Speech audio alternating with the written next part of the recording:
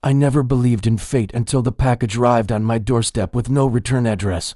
No courier label, just my name written in ink that seemed older than memory itself. It was a Tuesday morning, I remember, because the university halls were still quiet, and I'd been awake for 36 hours analyzing spectral data from a probe we'd sent beyond the Kuiper belt. My hands trembled as I carried the unmarked box inside, not from exhaustion but from something else, something primal that whispered this was the moment my life would divide into before and after. The weight of it felt wrong, too heavy for its size, as if it contained not just matter but meaning, compressed and waiting. When I finally cut through the rough twine binding it shut, the smell hit me first, a scent of sand and time and something I can only describe as ancient breath. Inside, nested in fabric that crumbled at my touch, lay a clay tablet covered in symbols that made my skin prickle with recognition I couldn't explain. I'd spent 2 decades studying the possibility of extraterrestrial contact, cataloging every credible encounter, every strange marking left behind at sites from Roswell to Rendlesham Forest. These symbols, these exact configurations, I'd seen them before in classified photographs, in leaked documents, in the desperate sketches of witnesses whose lives were destroyed by what they'd seen. But here they were, carved into clay that predated any of those modern encounters by what looked like millennia, unified in a pattern that shouldn't exist. The tablet sat on my desk for 3 days before I dared touch it again, watching me with its inscrutable markings while I taught classes about panspermia and the Drake equation, speaking words that suddenly felt hollow as prayers to forgotten gods.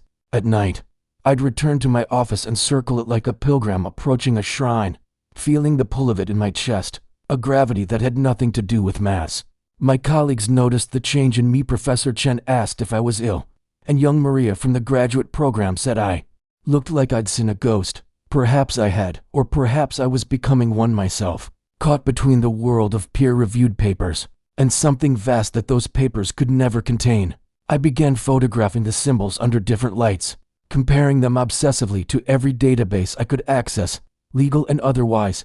The matches came back like drumbeats announcing war. Zimbabwe, 1994. 60 school children describing the same symbols on a craft. Brazil, 1977. Burn marks in that exact configuration. Ancient Sumeria, Egypt, the Nazca Plains, all of it connected by this geometric language that seemed to exist outside human invention. I stopped sleeping properly, though I'm not sure I can call what happened sleeping at all. Every time I closed my eyes, I was somewhere else, somewhere vast and gold and burning, with a voice calling my name, in syllables that restructured themselves into meaning as they reached me. The dreams became more vivid, more insistent, until I could taste the dessert on my tongue when I woke and between my teeth, sun on my skin despite the winter cold of my apartment. In these visions, I walked towards something I couldn't see but knew with absolute certainty, a knowing that bypassed thought entirely and lived in my bones. The voice that called me wasn't speaking English or any language I'd studied, yet I understood it perfectly, the way you understand music or the way your body understands falling. It said my name as if it had always known me, as if I'd simply been away for a very long time and was finally coming home. My rational mind fought against this incursion of the inexplicable I'd built my career on skepticism, on demanding evidence, on the scientific method that had guided humanity out of superstition. But every morning I'd find myself at the desk again, fingers tracing symbols I'd somehow started to comprehend, meanings blooming in my consciousness like memories of something I'd never learned.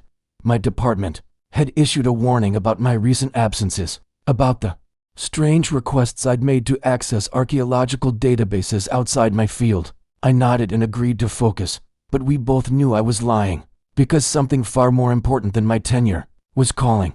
When I finally decided to translate the tablet completely, it was less a decision than a surrender, like finally exhaling after holding your breath until your lungs burned. I cleared my office, locked the door, and laid out every tool I had: linguistic software, reference materials spanning a dozen ancient languages, notebooks filled with my dream fragments that had become as much data as anything in my lab. The work consumed me utterly, pulling me down into patterns that seemed to shift and rearrange themselves when I wasn't looking directly at them, as if the symbols were alive and testing whether I was ready for what they contained. 3 colleagues tried to stop me, warned me I was crossing lines that shouldn't be crossed, that some knowledge was protected for reasons beyond academic politics. But their fear only confirmed what I already suspected, that this tablet wasn't just an artifact, but a key, and I was standing before a door that had been locked since before civilization learned to write its own name. As the translation emerged piece by piece, word by impossible word, I realized I wasn't discovering something new but remembering something deliberately forgotten, and the truth waiting in those ancient symbols would unmake everything I thought I knew about where we came from and who we really are. The translation revealed itself not all at once, but in cascading realizations that felt less like deciphering and more like remembering a conversation I'd forgotten I'd had. The symbols weren't describing extraterrestrial visitors from distant stars, but something far more unsettling, something that violated every assumption built into the search for alien life. They spoke of a choice, a terrible necessary choice made when the world was ending, when the sky burned and the waters rose and humanity stood at the edge of extinction. With only moments to decide what survival meant, the beings we called aliens, the entities that had been visiting us, observing us, taking us aboard craft that defied physics, they weren't from another world. They were us, or what we became, what some of us chose to become when faced with annihilation. My hands shook so violently I had to stop translating, had to stand and pace my office while my mind tried to accommodate this impossible information. The tablet described a cataclysm that predated recorded history, a civilization that reached heights we'd only begun to approach again, and their desperate solution when everything collapsed. They learned to transcend physical form, two-step, sideways out of normal space into dimensions that brushed against ours but never quite touched, becoming something that could survive without planets or atmosphere or the fragile conditions that made flesh possible. The dreams intensified after that revelation. No longer abstract visions, but specific memories that couldn't be mine yet somehow were echoes of a decision made 10,000 years ago by people who wore my face. I saw the debate among the survivors, the terrible calculus of choosing who would stay and attempt to rebuild in the ruins, and who would undergo the transformation, becoming guardians and watchers from a place beyond place. I felt their fear and their courage, their grief at leaving behind everything that made them human, and their desperate hope that this sacrifice would mean something, that the strand of humanity that remained would eventually thrive and remember and understand. In the dreams, I watched as volunteers entered chambers filled with technology and ritual combined, saw their bodies become light and thought and something else entirely, watched them step out of reality as we know it and into the spaces between. The voice that called my name grew clearer, more urgent, and I finally understood it wasn't speaking from the past but from right now. From the thin place where those transformed ancestors waited and watched, my colleagues. Warnings made sense finally. They weren't protecting academic territory, but something far more primal. The comfortable lie that we're alone, that consciousness is rare, that we're the pinnacle of our evolutionary line rather than the descendants of those who chose flesh over transcendence. I couldn't stay in my office anymore, couldn't pretend to teach classes about the formation of planetary systems when I knew the truth singing in my blood and bones. The tablet's final passages mentioned a location, coordinates that predated latitude and longitude, but described a place through stars and seasonal winds, somewhere in the Sahara where the choice had first been made. I found myself booking flights before I'd consciously decided to go, my body moving with purpose while my mind scrambled to catch up, to justify this abandonment of everything I'd built. My department had called it a breakdown, suggested medical leave and counseling, speaking in the careful tones reserved for colleagues who'd crossed from eccentric into unwell. Let them think what they needed to think. I'd spent my career seeking evidence of life beyond Earth, and now that I'd found that it had been beside us all along, wearing faces we couldn't recognize. I wasn't about to stop because it frightened people who preferred their mysteries safely distant. I packed the tablet wrapped in cloth that wouldn't damage its ancient surface, packed field equipment and supplies for a week, though I had no idea how long I'd really be gone. The night before my flight, I stood at my apartment window watching the stars and wondering how many people looked up seeking answers that actually lay in the spaces between atoms, in dimensions that curved around us like a mother's hands around a sleeping child. The archaeological site wasn't on any official map, but I found it anyway, following compass directions and intuition in equal measure, through desert that felt simultaneously alien and profoundly familiar. I hired a guide in the nearest village, a man who asked no questions when I showed him the coordinates, whose eyes flickered with something that might have been recognition or warning or both. We drove for hours into emptiness that wasn't empty at all but full of presence, full of attention from angles my eyes couldn't turn to face. When we finally stopped, there was nothing visible except sand and rock and the brutal clarity of Saharan sky, but I knew absolutely that I was standing on sacred ground, on the exact spot where humanity had split into two streams. The guide left me there with water and supplies, promising to return in 3 days, and I was grateful for his silence, for not pretending this was normal archaeology or casual exploration.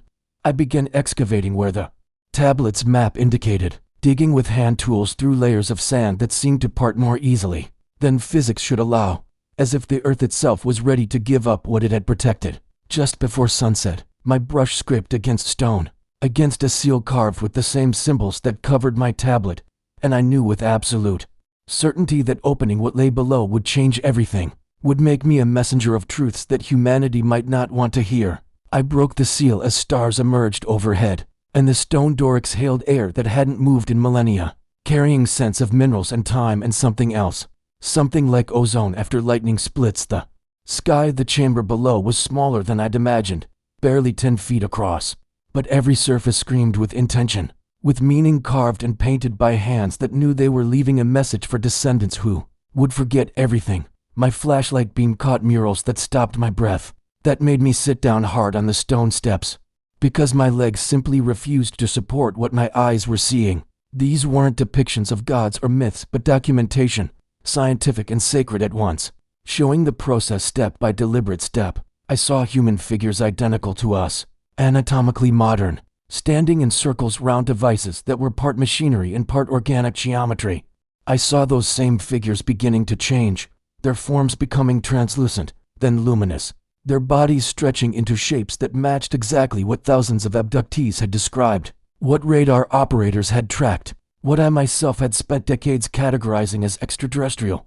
The murals showed no fear on the transforming faces, but terrible determination, heartbreak and hope mixed into something beyond normal emotion. Around them, the world burned. The artists had painted flames consuming forests, water swallowing cities, the sky itself seeming to crack and bleed. This was the cataclysm the tablet mentioned, rendered with such visceral detail that I could almost hear the screams, almost feel the heat, and in the final panel, the transformed ones rose through layers of reality depicted as translucent veils, stepping sideways into spaces that existed adjacent to our dimension, becoming watchers in the gap between moments. I spent hours in that chamber, photographing everything with shaking hands, my academic training struggling to process what my deeper self already knew was true. The mural's final sequence showed the transformed ancestors, reaching back through dimensional barriers, their elongated fingers touching the foreheads of descendants who looked confused, frightened, unable to understand that these beings were family calling across an evolutionary divide. This was abduction explained not as invasion but as desperate communication, as those who'd transcended physical form trying to remind those who remained of their true heritage, of possibilities we'd forgotten in the grinding centuries of survival and rebuilding. I found myself crying without knowing exactly why, overcome by a grief that felt both personal and species-wide, mourning a unity we'd lost when humanity split into those who stayed and those who stepped sideways. The chamber's air grew thick with presence, with a sensation of being observed by consciousness that existed in more dimensions than my senses could detect. I wasn't alone down here, had never been alone. They'd been watching since I first touched the tablet, these transformed ancestors waiting to see if I would follow the breadcrumb trail they'd left across centuries. My heart hammered against my ribs, animal fear mixing with something stranger, a recognition that hummed in my DNA like a song I'd always known but never heard. Every account I'd read of close encounters mentioned this feeling, this terror and attraction combined, but none of the reports could capture the weight of it, the sense that reality itself was holding its breath, waiting for me to understand. I climbed from the chamber as dawn broke, emerging into desert light that seemed thin and insufficient after the density of presence below, and found I wasn't alone on the surface either. The elder sat on a rock as if he'd been there for hours or perhaps always, a man whose age I couldn't determine, because he seemed to exist outside normal time, his face carrying the weight of generations. He wore traditional Tuareg robes, but something in his eyes spoke of knowledge that predated any culture I could name. And when he smiled, it wasn't surprise but recognition, as if he'd been expecting me specifically, waiting for this exact morning. He spoke in Arabic first, then French, then switched to English when I responded, his accent impossible to place. "You opened the memory chamber," he said, statement, not question, and gestured for me to sit beside him. "My people have guarded this place since the choice was made, since the world split and some went up while others stayed down. We are the rememberers, the tribe that never forgot, though everyone called us crazy, called our stories myths and superstitions." He pulled out a water skin and poured 2 cups with the formality of ceremony, and I understood before he spoke that this wasn't simply water, that accepting this drink meant accepting something far larger. "You came here seeking proof of them," he continued, his eyes holding mine with uncomfortable intensity. "But they are not separate from you, scientist. They are the branch of the family that learned to breathe different air, and they have been calling you home since you were born." The elder explained that his lineage had been chosen to maintain the threshold, to live in the liminal space between the forgetting world and the remembering, to recognize when someone from outside came seeking with genuine intention rather than mere curiosity. He spoke of others who'd found this place over the centuries, scholars and mystics and desperate seekers, some of whom understood and carried the knowledge onward, others who fled in terror or convinced themselves they'd hallucinated the entire experience. "The transformed ones cannot speak as we speak," he said, pouring more of the ceremonial drink. "They exist in dimensions where language is obsolete, where thought and emotion move faster than sound, but they can show, if you're willing to see, if you drink, what opens the inner eye." He held out the cup and I took it with hands steadier than I expected, some part of me having already made this decision in the moment I first touched the tablet. In every dream where voices called my name, the liquid tasted like metal and honey and starlight, and the elder's face began to ripple like a reflection on disturbed water.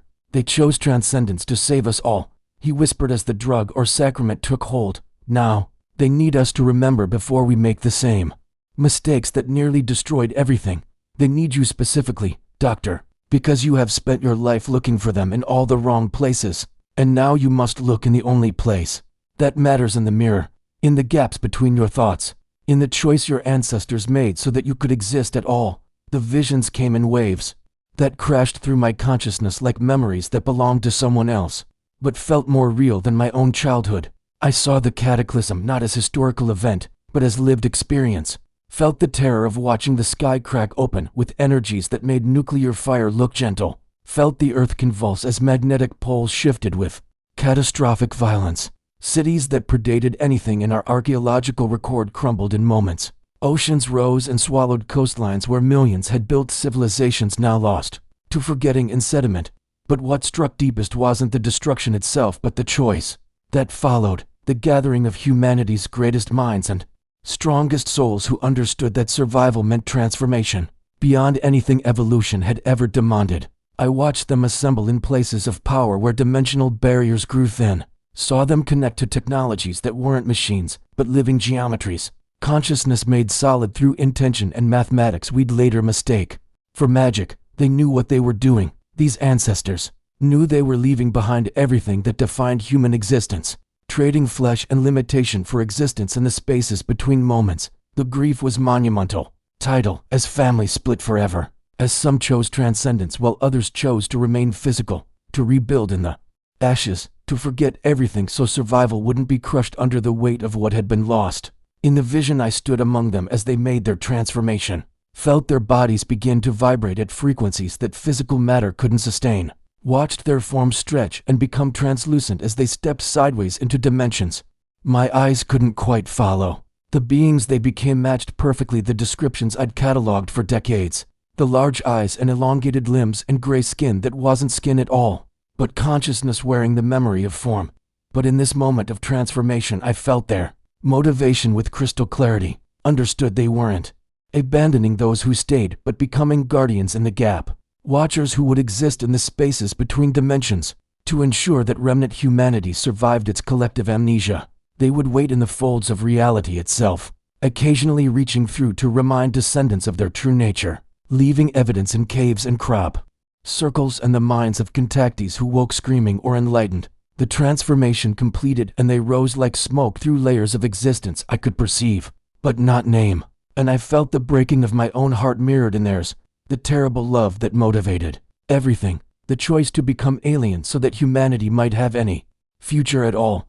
Then the vision shifted and I was no longer watching but experiencing. No longer observer but participant. And I understood with sick certainty that I was seeing through the eyes of my own ancestor. Someone whose blood ran in my veins.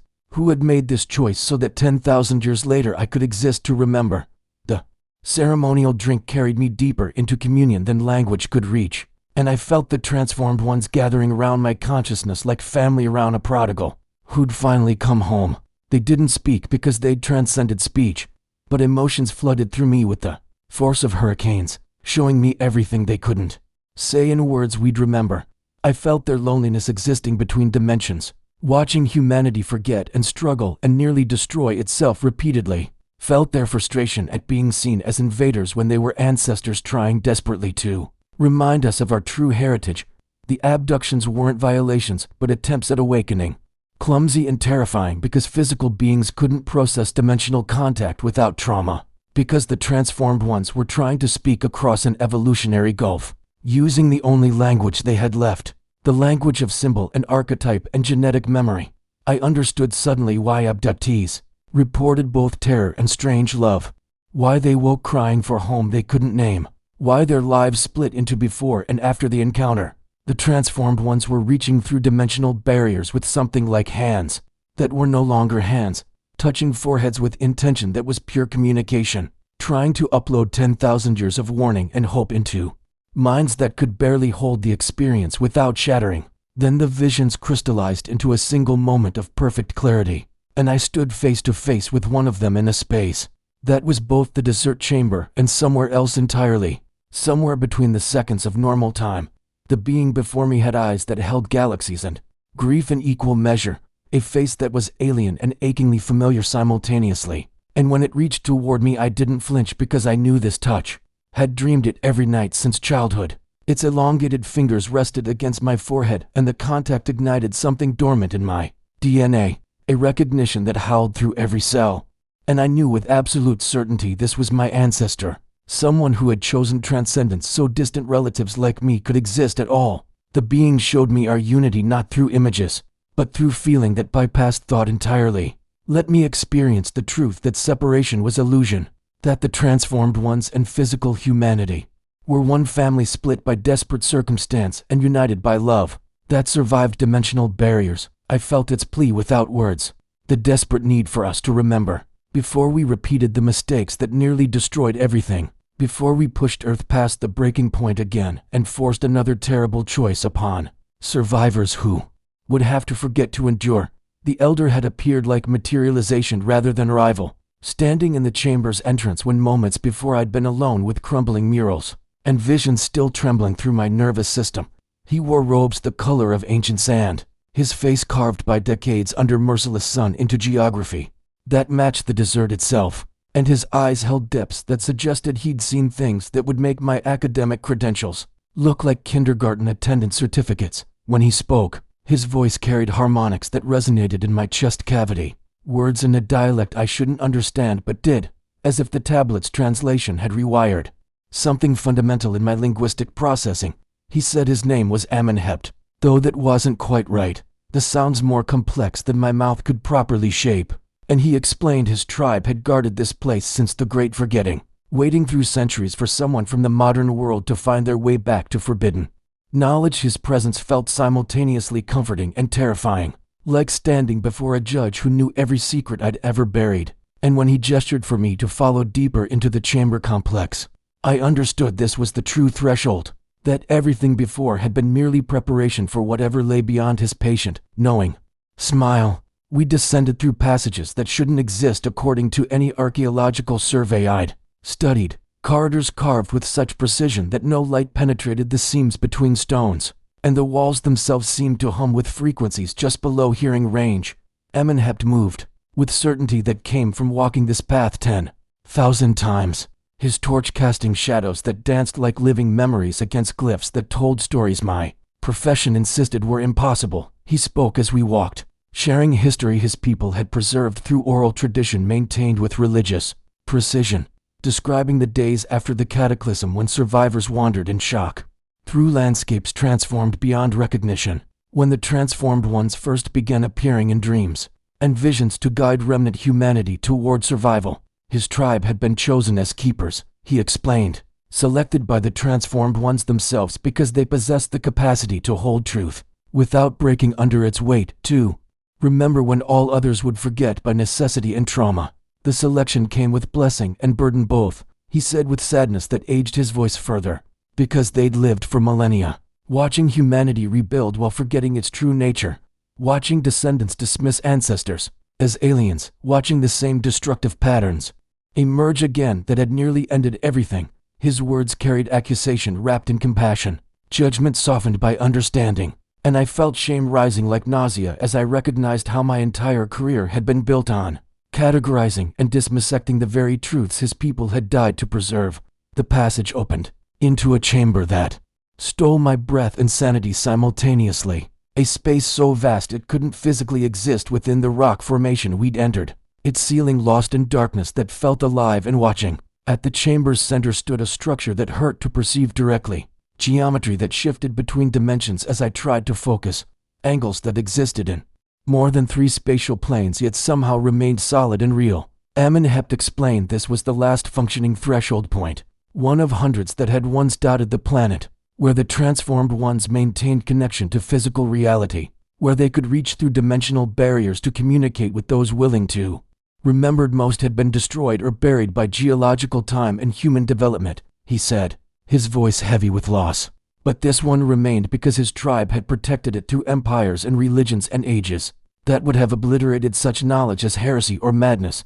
He turned to face me fully then, his eyes reflecting torchlight, like stars in ancient skies, and asked the question that made my stomach drop through the stone floor. Was I prepared to use the threshold, to make direct contact with the transformed ones, to experience communion that would change me so fundamentally I could never return to the comfortable ignorance I'd called scientific objectivity? His expression held no judgment, only patient waiting, but I felt the weight of the choice pressing down like atmospheric pressure. Before lightning strikes, understood that crossing this threshold would split my life into irrevocable before and after, that whatever remained of Dr. Marcus Webb after such contact would be something new and possibly unrecognizable. I stood paralyzed between terror and desperate hunger, feeling the tablets weight in my pack like accusation, remembering decades of research that had circled this truth, without ever grasping it fully.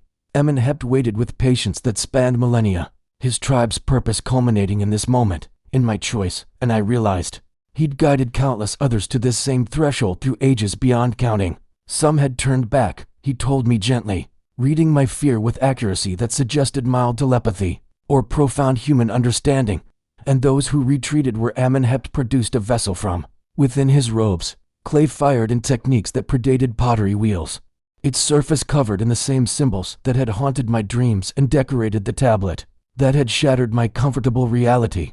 The liquid inside caught torchlight with colors that shouldn't exist in nature, shifting between amber and violet and shades my vocabulary lacked names for. And when he spoke of its properties, his voice carried reverence reserved for sacraments. This was the communion drink his tribe had preserved through bloodlines and sacred duty, he explained, its recipe maintained with precision that would shame pharmaceutical laboratories. Compounds derived from desert plants that grew only in soil still saturated with minerals from the ancient cataclysm. It didn't create visions, he corrected as I reached for scientific frameworks to contain my fear, but rather dissolved the barriers that separated consensus reality from deeper truths, temporarily restoring perceptual capacities humanity had lost or suppressed after the Great Splitting. He offered the vessel with both hands in gesture that felt ceremonial, his eyes holding mine with intensity that communicated the gravity of acceptance. And I understood this was consent, that whatever followed would be consequence of my choice rather than violation imposed by others. Seeking to enlighten the unwilling, my hands trembled as I accepted the vessel, its clay surface warm despite the chamber's coolness, and I met his gaze while tipping it to my lips and swallowing liquid that tasted like lightning and memory. And the moment before stars collapse, the effect hit like dimensional shift rather than chemical alteration, reality folding sideways with geometry that would have seemed impossible seconds before when I still believed in linear causality and singular timelines. The chamber remained but became translucent, its walls revealing landscapes layered across temporal strata like geological formations. And I saw this place, as it had been through epochs stretching backward to when oceans covered continents now desert. Amenhotep's presence stabilized into something vaster than his physical form, his consciousness expanding to encompass the entire lineage he represented. And I understood I was experiencing communion not just with one elder, but with the collective awareness of his tribe, across generations. Then the threshold structure activated, or my perception finally aligned with frequencies it had always broadcast, like pouring from its impossible angles and wavelengths that carried information beyond photons.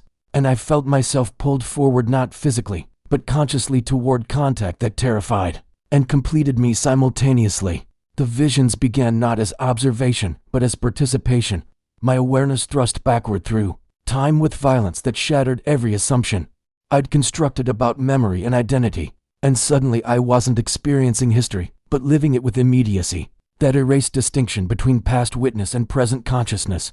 I stood in a world that resembled Earth only in planetary structure, its atmosphere churning with particulates that turned sunlight sickly amber, its oceans boiling along coastlines transformed into toxic waste zones that stretched beyond horizons. The civilization around me existed in final desperate decades. Technology advanced beyond current human achievement, yet utterly inadequate against cascading ecological collapse they'd triggered through the same exponential extraction I recognized from contemporary trajectory analysis. I inhabited someone specific, felt their memories and knowledge bleeding into my awareness, understood this was my ancestor in ways more profound than genetic inheritance, and through their eyes I witnessed the choice that would split humanity forever. The transformed ones had already begun their exodus, I realized. Scientists and mystics who'd discovered techniques to transfer consciousness beyond physical dependency, to exist as coherent awareness in dimensional spaces that bypassed material limitations and their accompanying vulnerabilities. Some called it evolution while others named it betrayal. But beneath the philosophical arguments I felt the raw terror driving experimentation, the recognition that remaining embodied meant certain extinction, as the planet's life support systems collapsed beyond technological salvation. Through my ancestors' emotions I experienced the agonizing decision faced by billions, whether to attempt dangerous transformation with unknown consequences or remain physical in solidarity with those too young, old, sick, or philosophically opposed to transcend. And I understood the abduction phenomena were echoes of this ancient splitting, transformed ancestors reaching back across dimensions to remind physical descendants of choices still available. The vision shifted to the transformation chamber, where my ancestors stood with thousands of others who'd made their choice. Technology indistinguishable from ritual arranged in geometries that resonated with consciousness itself, while meditation techniques prepared minds for transition beyond flesh. I felt their terror and exhilaration as the process began, matter becoming energy, becoming something else entirely. Physical form dissolving, while awareness intensified and expanded into spaces that had always existed, but required specific states to perceive directly. They succeeded, but it cost my academic training had never prepared me to comprehend. Transformed into beings of pure consciousness who could navigate dimensional spaces, but remained forever homesick for physical sensation, for gravity and breath and touch they'd sacrificed for survival. Through their transcendent perspective I witnessed those who remained behind, physical humans struggling through centuries of dark age recovery while their transformed relatives watched helplessly from dimensional exile, able to observe but barely communicate across barriers that separated material from energetic existence. The love between separated branches of humanity struck me with force that produced actual tears streaming down my face in the chamber where my body still stood, understanding that every UFO encounter, every abduction experience, every mysterious visitation throughout history had been transformed ancestors, attempting to maintain connection across the gulf created by ancient necessity, trying desperately to warn physical descendants against repeating the same mistakes that had forced their original transcendence. The revelation hit with force that collapsed my legs beneath me, knees striking cold stone as my consciousness struggled to contain implications that rewrote everything.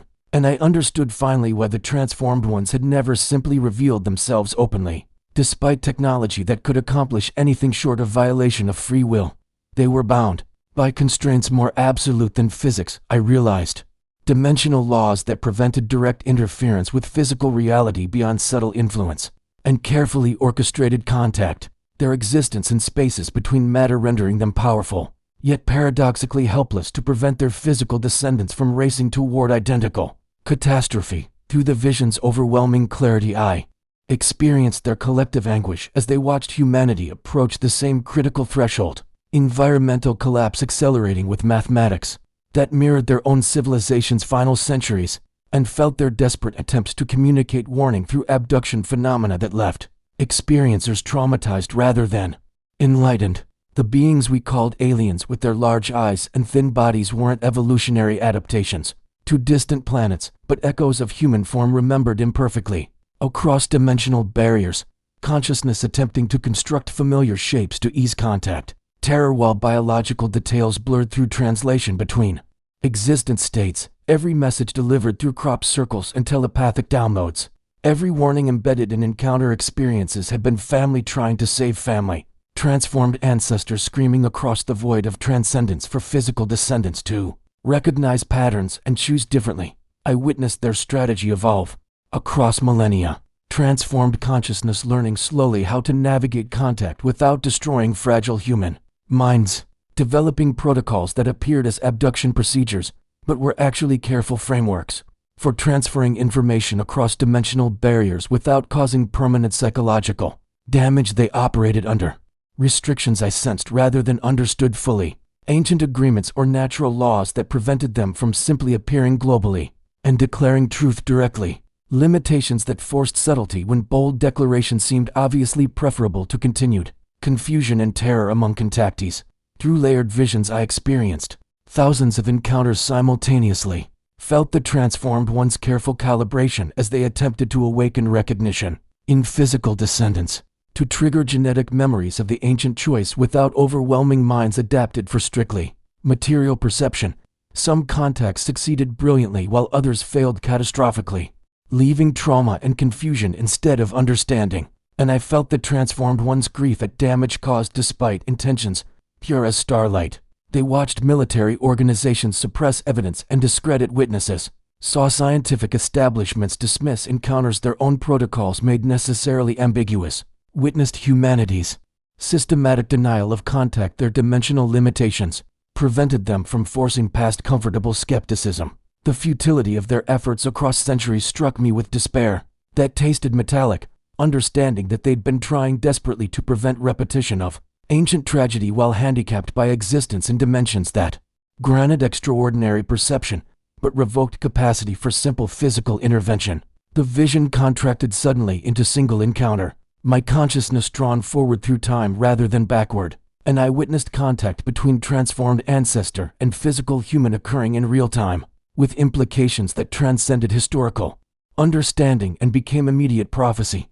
I saw myself through their dimensional perception, my awareness blazing like beacon they'd been tracking for years, and understood the tablet arriving at my laboratory had been no accident, but carefully orchestrated catalyst delivered through chains of probability manipulation that represented extreme effort across dimensional barriers. They'd been preparing me through dreams and synchronicities, arranging circumstances that would lead to this moment of recognition in ancient chamber, beneath desert stars, gambling everything on my capacity to understand rather than fragment under revelation's weight.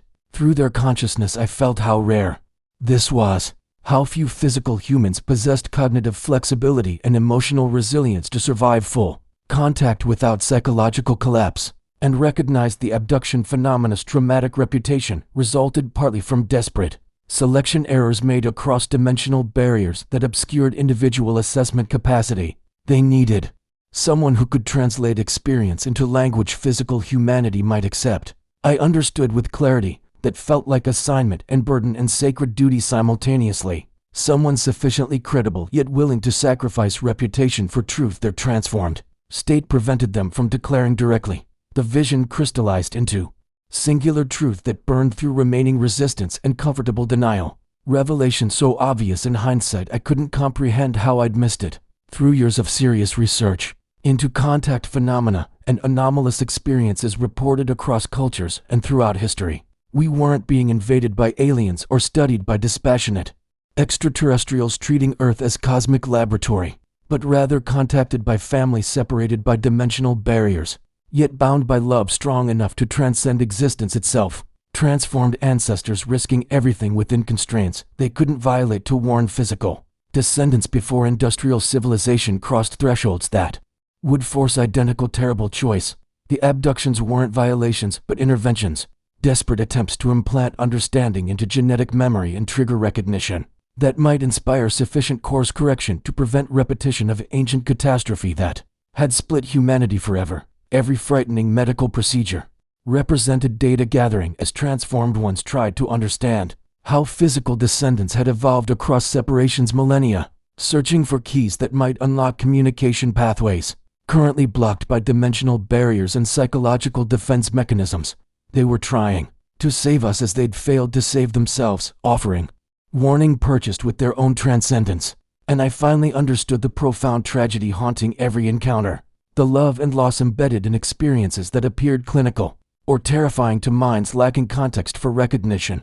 The elder's bony hand steadied my shoulder as I knelt trembling in the sand, visions aftershocks still cascading through neural pathways never designed to process dimensional perception, and his weathered voice cut through disorientation with words spoken in dialect I shouldn't comprehend, yet understood perfectly. They come strongest under moonless sky, he said simply, gesturing toward the vast darkness spreading above us like infinite possibility. And I understood he meant tonight. This specific moment ranged through probability chains extending backward, through millennia of careful preparation. The campfire had burned to embers, casting insufficient light to dispel the darkness pressing against our small circle of warmth, and I felt something vast approaching through spaces adjacent to physical reality, presence so immense my chest constricted with pressure that wasn't quite physical. The elder withdrew to the chamber's entrance without explanation, leaving me alone beneath stars that suddenly seemed unbearably distant, and I understood with certainty beyond logic that I'd been prepared my entire life for whatever approached through the desert night. Every childhood fascination with the cosmos, every academic choice that led me toward exobiology, every relationship that failed because my attention remained fixed on questions too large for comfortable domesticity had been gentle orchestration guiding me toward this threshold moment. The air changed first, acquiring quality like anticipation made atmospheric, and I watched with eyes adapted to darkness as reality approximately 3 meters before me began folding in ways that violated comfortable three-dimensional assumptions while remaining somehow mathematically precise. Space didn't tear or portal dramatically, but rather suggested depths perpendicular to normal directions, dimensional angles my perception struggled to process as anything except overwhelming wrongness that paradoxically felt ancient and familiar simultaneously. The presence emerging through folded space registered first as absence, darkness slightly denser than surrounding night, then gradually acquired suggestion of form that my consciousness desperately attempted to interpret through human frameworks. Despite geometry that refused comfortable categorization, large eyes manifested first in my awareness, or perhaps consciousness behind eyes, intelligence so vast and compassionate that tears began streaming down my face before I understood why grief and recognition were collapsing into single overwhelming emotion. The being stood approximately 2 meters tall with proportions elongated and delicate, body suggesting humanity remembered imperfectly through dimensional translation, and I knew with certainty beyond molecular that I was seeing myself across temporal and dimensional distance, my own lineage transformed by ancient choice now manifest to deliver message only family could carry. No words existed for the love radiating from this presence, affection transcending biology yet rooted in genetic bonds stretching backward through 10,000 years of separation, ancestor and descendant meeting finally across barriers that had seemed absolute until this eternal moment. Communication bypassed language entirely, downloading directly into consciousness as pure emotion carrying embedded information, and I experienced rather than heard their message as my body shook with sobs that released tension accumulated across lifetimes of forgetting. They showed me Earth as they perceived it, from dimensional spaces, beautiful blue sphere wrapped in probability clouds they could read like we read facial expressions, and I saw with their vision the cascading catastrophe probabilities darkening around our collective future like stormfront gathering, timelines branched before us in proliferating complexity, futures splitting with each choice humanity made collectively, and I witnessed the narrow pathways remaining where physical civilization survived, without forcing transformation's terrible choice, upon billions unprepared for transcendence. The transformed ones couldn't prevent catastrophe directly. I understood through grief that tasted like metallic desperation, couldn't violate free will or dimensional laws preventing crude intervention. But they could offer warning and witness and love sufficient to illuminate alternatives.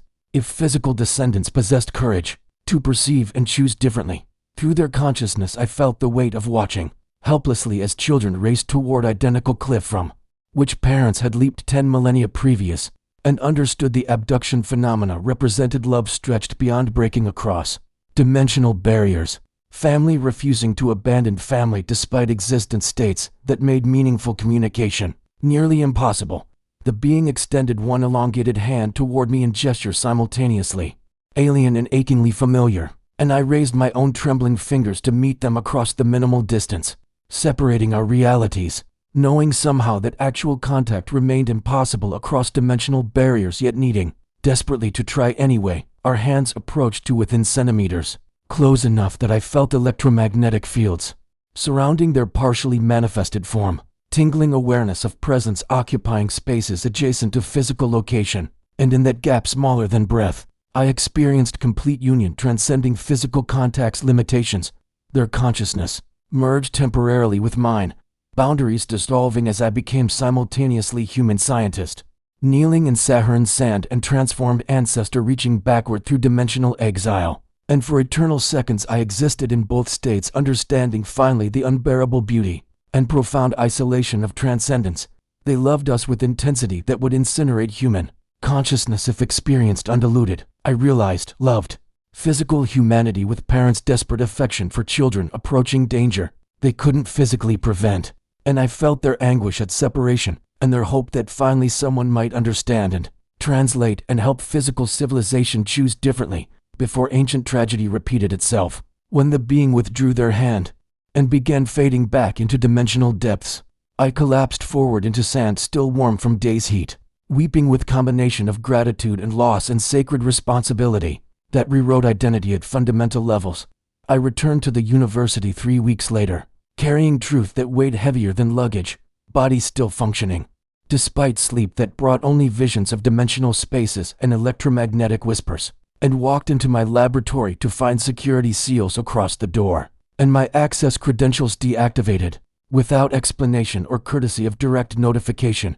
My research partner Dr. Sarah Chen waited in the hallway with expression combining pity and something resembling fear, and she explained in whisper urgent with warning that federal agents had seized everything the morning after I'd departed for North Africa, confiscating decades of data under national security provisions that permitted no appeal or transparency. The tablet was gone, she told me, along with every translation file, every correlation map linking ancient symbols to modern encounter sites, every piece of evidence I'd accumulated suggesting patterns too consistent for coincidence or delusion. My academic reputation had been systematically dismantled through carefully worded statements, questioning my mental stability and suggesting breakdown triggered by professional pressures. And I understood while standing in that fluorescent hallway that comfortable existence had been efficiently erased by forces possessing resources and motivation I could only partially comprehend. Sarah gripped my arm with fingers that trembled slightly and advised me with desperate sincerity to accept the narrative they'd constructed, take medical leave, undergo counseling, and rebuild credibility through silence and compliance with approved reality frameworks. I spent that night in my apartment surrounded by walls that felt simultaneously too close and impossibly distant, holding the single photograph I'd managed to take of the chamber murals before confiscation, image showing clearly the transformation sequence our ancestors had chosen when faced with extinction. The photo remained only because it lived on personal phone they hadn't yet seized, digital evidence of truth, too dangerous for comfortable civilization, and I stared at those ancient painted figures stepping sideways out of physical form until my vision blurred with exhaustion and certainty. Sleep brought the transformed ones in numbers I hadn't experienced previously. Consciousness is pressing against dreaming mind with urgency that tasted like metallic desperation, and I understood they were asking what physical humans always ask family in crisis: will you stand with us? Will you speak truth? Regardless of cost, will you choose love over safety when both cannot coexist? I woke at 3 in the morning with decision crystallized in chest like sacred weight, knowing that comfortable silence would restore career and credibility and normal life, while dangerous truth would complete the destruction already begun and likely accelerate consequences into territory genuinely frightening. But I had touched consciousness across dimensional barriers, had felt love so immense it rewrote identity's foundations, and understood finally that some truths carry obligations transcending personal welfare or professional survival. The video camera felt heavy in hands that had held scientific instruments for 30 years, but never weapons of such deliberate consequence, and I positioned it carefully on the tripod facing my apartment's single window, where morning light would illumine it, features clearly enough for those who needed to see sincerity in expression.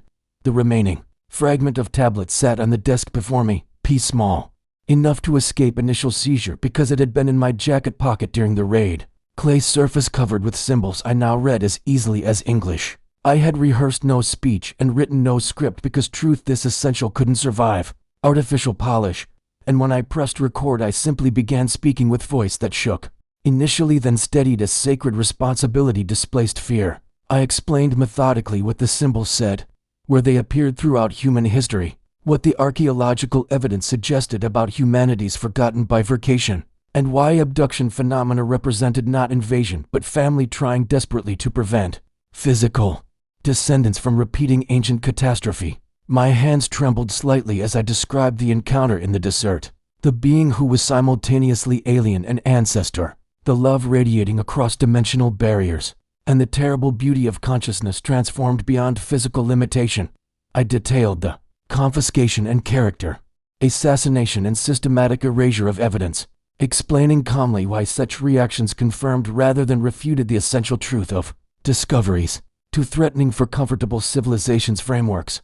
I ended by lifting the tablet fragment directly toward camera, clay surface filling frame as I spoke final words with conviction that burned away remaining doubt or hesitation about consequences certain to follow. Humanity deserves to know we are not alone, I stated clearly, maintaining eye contact with the lens, and through it with every consciousness that might eventually witness this testimony, because we never were alone, because we are them and they are us, separated only by choice made in desperation and love 10,000 years ago. I explained I would upload this video to every platform possible before authorities completed their suppression, that I knew it meant ending any possibility of comfortable existence, and that I accepted those consequences because some truths carry obligations transcending personal survival. The transformed ones had chosen to step sideways out of physical form rather than abandon consciousness entirely when Earth died. I reminded the camera had maintained watch across dimensional barriers for 100 centuries, hoping physical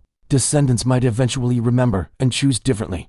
I would not dishonor their vigil or their love with silence purchased through cowardice, would not abandon family who had never abandoned us despite separation. That made communication nearly impossible. I pressed stop with hands steady finally, uploaded the file through anonymous networks established for exactly such dangerous necessity, and sat back in morning light feeling simultaneously terrified and more wholly myself than any previous moment. Across 43 years of forgetting, the video spread through digital networks with velocity that surprised even those who understood information's hunger for suppressed truth, and within 36 hours my testimony had been viewed 17 million times across platforms that multiplied faster than authorities could issue takedown orders or deploy algorithmic suppression. I watched from my apartment as the footage metastasized through global consciousness, comment sections filling with testimonies from others who had experienced contact and remained silent from fear or social pressure, archaeologists sharing photographs of similar symbols they'd been discouraged from researching, physicists proposing theoretical frameworks for dimensional transcendence that aligned perfectly with ancient descriptions. The mainstream dismissal arrived predictably through official channels, denouncing me as mentally unstable and dangerously delusional. But something had shifted in collective awareness that no amount of institutional credibility could completely suppress. Some recognition stirring in human consciousness that responded to truth with resonance deeper than rational argument. I received encrypted messages from intelligence officials who admitted, off record, that governments had known fragments of this reality for decades, from religious leaders who recognized these transformed ancestors in their mystical traditions, from indigenous elders whose oral histories preserved exactly what the tablet described, The cost to personal existence was immediate and total as predicted. But watching truth spread despite opposition, I understood finally why the transformed ones had maintained their vigil. Across such devastating separation and temporal distance, federal agents arrived on the fourth day with warrants authorizing detention under national security provisions that permitted indefinite holding without trial or public disclosure, and I submitted to rest peacefully, while neighbors watched from doorways with expressions combining fear and something resembling terrible curiosity. The detention facility existed in legal twilight zones designed for individuals who possessed knowledge too dangerous for normal judicial processes, and I spent 6 weeks in comfortable room that was nonetheless unmistakably cage, being interviewed by officials who wanted desperately to understand what I knew and how I'd learned it. They showed me classified files documenting encounter phenomena spanning 70 years, asked repeatedly about the tablet's location and the nomadic elder's identity, demanded I explain translation methodology that might unlock other artifacts in government possession. I answered some questions and refused others based on calculus weighing truth's obligation against protection for those like Ammon, whose tribes had guarded dangerous knowledge across centuries, and gradually understood my interrogators were themselves caught between official denial and personal experiences that made dismissal psychologically impossible. One interviewer, woman perhaps 50 with eyes reflecting private grief, finally asked late one night if I truly believed these beings were our ancestors. And when I confirmed with absolute certainty, she began weeping quietly while explaining her daughter had disappeared during documented abduction event and returned, speaking of family reaching across impossible distances to warn us we were dying. They released me eventually because detention without public charge was becoming politically complicated, and because my testimony had already achieved distribution that made suppression meaningless.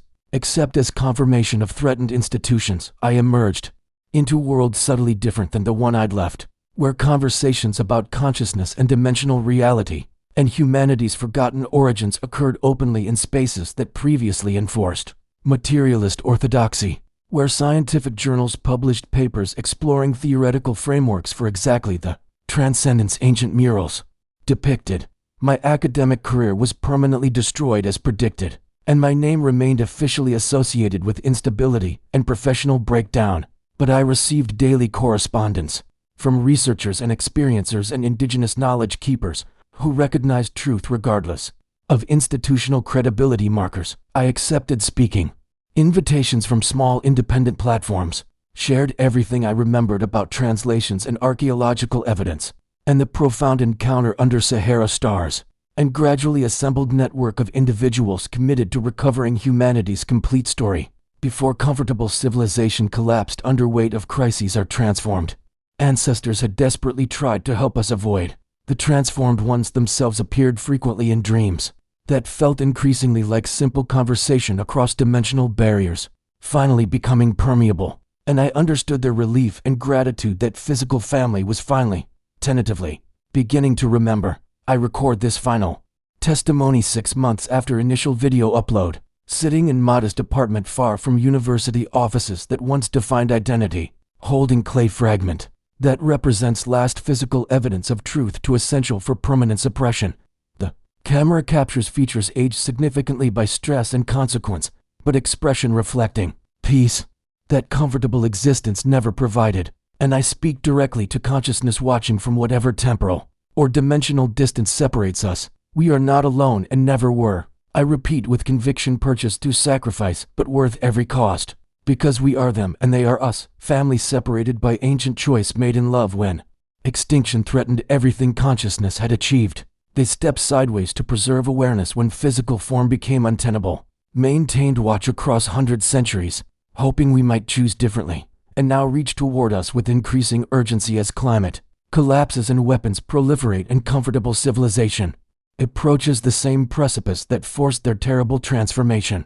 I hold the tablet fragment toward camera as benediction and evidence and sacred responsibility, stating clearly that humanity's complete story includes both those who remained physical and those who transcended limitation, and only by remembering our unity across dimensional barriers can we possibly survive the crisis our forgetting created. They are waiting with love that survives any separation. I conclude while morning light illuminates clay symbols, spelling out our shared identity. waiting for us to remember we never lost family, only forgot they existed in spaces our limited perception couldn't recognize until desperate love finally taught us how to see. What choice will you make when truth costs everything comfortable, but offers something more essential than safety? Subscribe to witness testimonies that challenge every assumption about humanity's place in consciousness itself.